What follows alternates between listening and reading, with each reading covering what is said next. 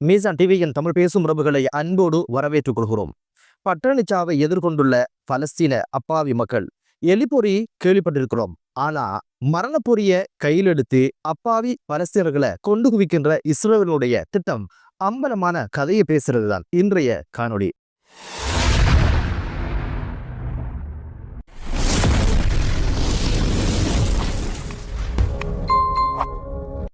எலி பிடிக்க பொறி வைப்பாங்க, பொறிக்குள்ள இர வைப்பாங்க.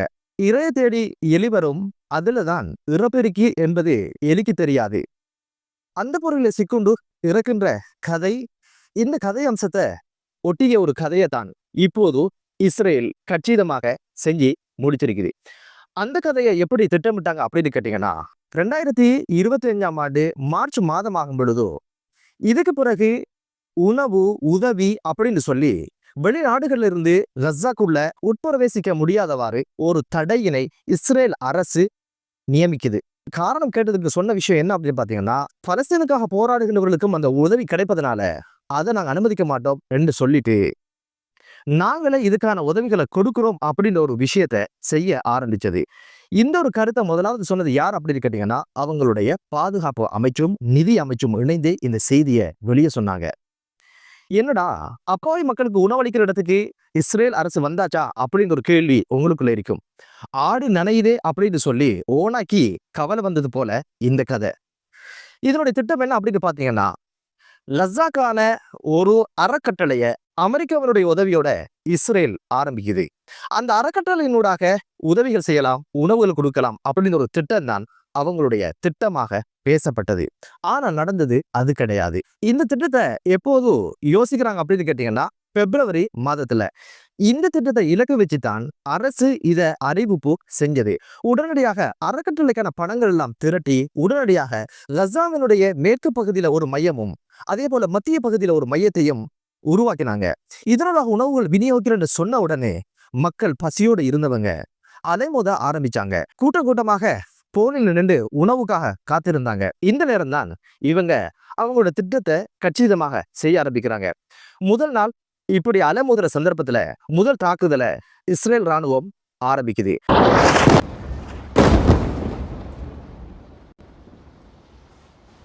வயிற்று பசிக்கு உணவு தேடி வந்த அப்பாவிகள் மீது ஒரு தாக்குதலை மேற்கொள்றாங்க. இந்த தாக்குதல்ல 3 அப்பாவி பலஸ்தீனர்கள் பசியோடு இறந்து போறதோட 46 பேர் படுகாயம் அடையிற மாதிரி சம்பவம் நடந்தது. வளமையான தாக்குதல் தானே, 3 உசுறு போச்சு, 3000 பேருக்கு உணவு கிடைச்சாச்சு அப்படின்னு அந்த மக்களும் கடந்து போக ஆரம்பிச்சாங்க. முடிஞ்ச பாடில்ல. மே 28ஆம் திகதியும் இதே மாதிரி உணவுக்காக அலமோதுகின்ற இந்த சந்தர்ப்பத்துல அதே ராணுவம் மீண்டும் ஒரு தாக்குதலை நடத்தியது. அந்த தாக்குதல்ல 10 பேர் கொல்லப்பட்டதோட 62 பேர் காயமடைய ஆரம்பிச்சாங்க. நாள்தோறும் உணவுக்கு அலமோதுவதும் இதை பயன்படுத்தி ராணுவம் தாக்குதல் நடத்துகின்ற ஒரு அவலமும் தொடர ஆரம்பிச்சது. இதோட பட்டியலை கொஞ்சம் எடுத்து பார்த்தீங்கன்னா, ஜூன் 1ஆம் திகதி 35 பேர் படுகொலை செய்யப்படுறதோட 200 பேருக்கு காயம் ஏற்படுற மாதிரி உணவுக்காக நின்றவங்களுக்கு இந்த ஒரு தாக்குதல் நடந்து முடியுது. ஜூன் 2ஆம் திகதி ஆகும் பொழுது அதே போல உணவுக்காக நின்றவங்க இஸ்ரேல் ராணுவம் 27 பேரை படுகொலை செஞ்சதோட 90 பேர் படுகாயம் அடைகிற மாதிரி அந்த தாக்குதல் நடந்து முடியுது. இப்படி நீண்டு கொண்டு போன பட்டியலை எடுத்து பார்த்தா 7ஆம் மாதம் 30ஆம் திகதி ஆகும் பொழுது 1300 பேர் உணவுக்காக நின்ற அப்பாவிகள், வயோதிபர்கள், குழந்தைகள், பசியோட தட்டோட போனவங்க பிணமாக வீட்டுக்கு வந்த சங்கதி அரங்கேற ஆரம்பிக்குது. இது என்ன புதிய பிரச்சனை? அறக்கட்டளை திறந்தாங்க, உணவு கொடுக்கறத சொன்னாங்க. அப்போதான் தெரிய வந்திருக்குது, இது அறக்கட்டளையும் கிடையாது, உணவு திட்டமும் கிடையாது. எலிக்கு இர வச்சு எலிய கொலை செய்யறது போல உணவுக்காக வர சொல்லி சத்தம் இல்லாம படுகொலை செய்கின்ற கைகாரியங்களை இஸ்ரேல் ராணுவம் செய்தது அம்பலமானது. இந்த விஷயத்தை முதலாவது யாரு சொன்னாங்க அப்படின்னு கேட்டீங்கன்னா, பலஸ்தீன அகதிகளுக்கான ஐநாவினுடைய நிவாரண மற்றும் பணி நிறுவனம் இந்த உதவி விநியோகம் மரண பொறியாக மாறிவிட்டது அப்படிங்கிற ஒரு அதிர்ச்சியான செய்தியை சொல்ல ஆரம்பித்தது. இது மட்டுமல்ல, ஐநாவினுடைய பொதுச் செயலாளர் என்ன சொன்னாருன்னா, உணவுக்காக அப்பாவி பலஸ்தீனர்களுடைய உயிர் பணயம் வைக்கப்படுவதை அனுமதிக்க முடியாது என்று கூறினது மட்டுமல்ல, இந்த படுகொலைக்கான விசாரணை உடனடியாக ஆரம்பிக்கப்பட வேண்டும் என்ற ஒரு விஷயத்தையும் அவர் சொல்லியிருந்தாரு. ஐநாவில் என்ன பண்ண முடியும்? அறிக்கை விட முடியும், வேற என்ன கிழிக்க முடியும்?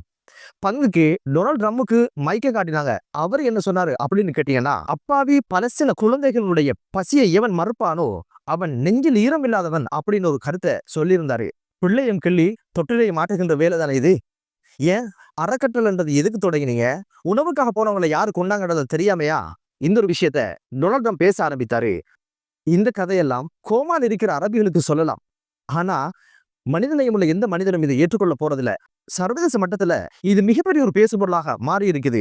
18 ஐரோப்பா நாடுகள் எல்லாம் என்ன சொல்லுது அப்படின்னு கேட்டீங்கன்னா, வருகின்ற ஐநாவுடைய அமர்வுல தனி பலஸ்தீனை நாடாக அங்கீகரிக்கின்ற ஒரு விடயத்திற்கு வாக்களிப்பதாகவும் அதை அங்கீகரிக்க அழுத்தம் பிரயோகிப்பதாகவும் சொல்லியிருக்குது. அந்த பட்டியல் எடுத்து பார்த்தீங்கன்னா, கனடா சொல்லியிருந்தது, பிரித்தானியா சொல்லியிருந்தது, பிரான்ஸ் சொல்லியிருந்தது. இது கிட்ட பெஞ்சமின் நெதன்யாஹு என்ன சொன்னாருன்னா, இதை வன்மையா கண்டிக்கிறோன்ற ஒரு விஷயத்த சொல்லியிருந்தாரு. நீங்க செய்யறதெல்லாம் கண்டனத்துக்குரியது இல்ல. ஒரு நாட்டை அங்கீகரிச்சுட்டா அது உங்களுக்கு குத்துது. மந்தர குடிகள் நீங்கள் தானே அந்த நிலத்தை பறிச்சு அபகரிச்சு அந்த மக்களையே பசியை காட்டி உணவை காட்டி படுகொலை செய்கின்ற கைங்கரியத்தை செஞ்சவங்க அறிக்கை விடுவதற்கு எந்த தகுதியும் இல்லை என்பதுதான் மீசா டிவியினுடைய பார்வை. இந்த கொடுமைகள்லாம் இப்படி இருக்க இஸ்ரேலிய ராணுவத்தினுடைய நிலைப்பாடு என்ன அப்படின்னு பாத்தீங்கன்னா, இப்போதைக்கு மனநோயாளிகளாக பல பேர் மாறி வருகின்ற ஒரு அறிக்கையும் சமர்ப்பிக்கப்பட்டிருக்குது. ராணுவ ஊடகம் அந்த ஒரு கருத்தை சொல்லியிருக்கிறது. சர்வதேச ஊடகங்களுடைய கவனத்தை திரும்பி பார்க்க வச்சிருக்குது. அதுல அவங்க என்ன சொல்றாங்கன்னா, இந்த யுத்தம் ஆரம்பிச்சதுல இருந்து இன்று வரைக்கும் கிட்டத்தட்ட 54 பேர் தற்கொலை செய்து கொண்டதாக சொல்லப்படுது. மன அழுத்தம், மன உளைச்சல், செஞ்ச கொடுமையெல்லாம் தூக்கத்தை கெடுக்குது, பசி வருகுது இல்ல என்ற பல்வேறு காரணங்களால இப்போ மனநோயாளியா மாறி தற்கொலை செய்கின்ற இடத்துக்கு அவங்க போயிருக்கிறாங்க. அண்ட்ரியா என்ற ஒரு எழுத்தாளர் சொல்லும்போது சொல்றாரு, இதுவரைக்கும் மனநோய் சம்பந்தமான சிகிச்சைக்காக 10,000 பேர் மருத்துவம் பெற்று வருவதாகவும் அதுல 9,000 பேர் கன்ஃபார்மாக மனநோயாளிகளா மாறி இருப்பதும் கண்டுபிடிக்கப்பட்ட செய்தியை அவருடைய கட்டுரையில எழுதியிருந்தாரு. 2028 ஆகும் பொழுது இந்த படை வீரர்களுடைய மனநோய் என்னவா இருக்கும் அப்படின்னு கேட்டா, 1,00,000க்கும் அதிகமானவர்கள் மனநோயால் பிடிக்கப்படுவார்கள் என்ற ஒரு விஷயத்தையும் அவர் கோடிட்டு காட்டியிருந்தாரு. அதுல அவர் குறிப்பிட்டு சொன்ன ஒரு விஷயம் என்ன அப்படின்னு பாத்தீங்கன்னா, கஸாவை விட்டு இவர்கள் விலகி கொண்டாலும் அவர்கள் நினைவிலிருந்து கஸா விலகாது அப்படின்னு ஒரு விஷயத்த சொன்னதுனால புரியுற விஷயம் என்ன அப்படின்னு பாத்தீங்கன்னா, இந்த ஒரு யுத்தத்துக்கு பிற்பாடு மன உளைச்சல்லையும் மன வலியிலையும் இந்த ராணுவ வீரர்கள் பாதிக்கப்பட்டிருப்பதை பார்க்க முடியுது.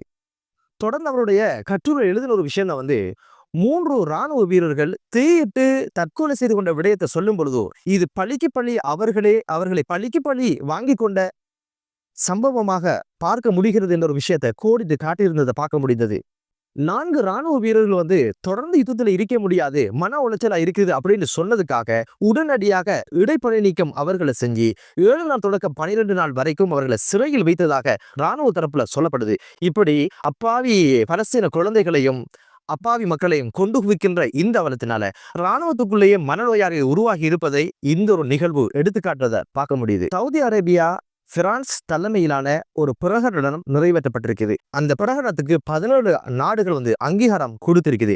அதுல குறிப்பாக கட்டார், ஜோர்தான், எகிப்து, துபாய், அதே போல ஐரோப்பா யூனியன், அரபு லீக் போன்ற அமைப்புகளும் அதற்கு ஆதரவு கொடுத்திருப்பதை பார்க்க முடியுது.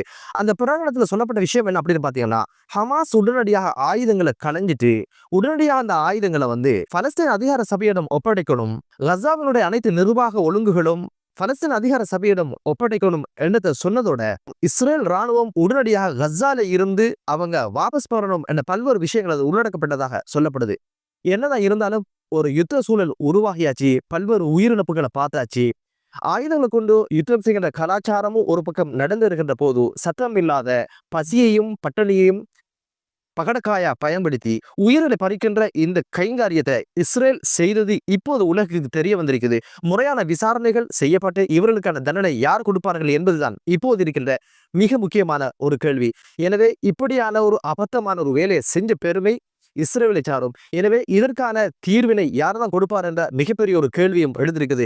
ஐநா என்பதும் ஐரோப்பா யூனியன் என்பதும் பல்வேறு சர்வதேச மனித உரிமைகள் ஆணையங்கள் என்பதெல்லாமே ஒரு பேச்சளவில் இருக்கின்ற அறிக்கையில் விடுகின்ற ஒரு இடத்தில் தான் இருக்கிறது தவிர இந்த யுத்தத்தை நிறுத்தி முறையான ஒரு பேச்சுவார்த்தைக்கு போய் மக்களுக்கான மீள் வாழ்க்கை ஒன்றை ஏற்படுத்தி கொடுக்கின்ற எந்த ஒரு கைகாரியமும் இதுவரை நடக்கவில்லை என்பதுதான் கவலைக்கு இடமான ஒரு விடயம். எனவே எம்மால் முடியுமான பிரார்த்தனைகளை அந்த மக்களுக்காக நாங்கள் செய்வோம் என்ற ஒரு உறுதியோடு அந்த பிரதேசத்திலே அமைந்து நிலவட்டும், ஆயுத கலாச்சாரங்கள் முடியட்டும், மக்கள் இயல்பு நிலைக்கு திரும்பட்டும் என்று கூறி மற்றொரு காணொலியிலே உங்கள் அனைவரை சந்திக்கும் வரை விடைபெறுகிறேன். நன்றி.